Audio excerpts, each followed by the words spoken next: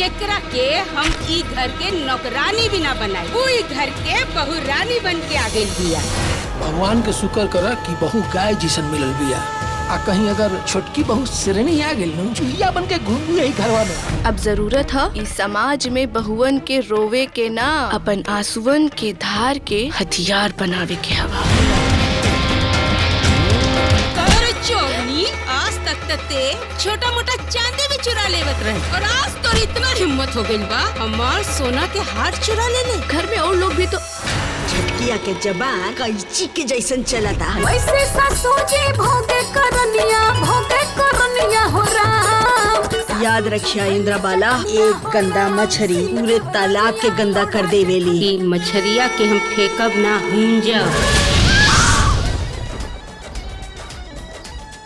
सास वर्सेस बहू, सिर्फ एंटरटेन रंगीला के YouTube चैनल पर।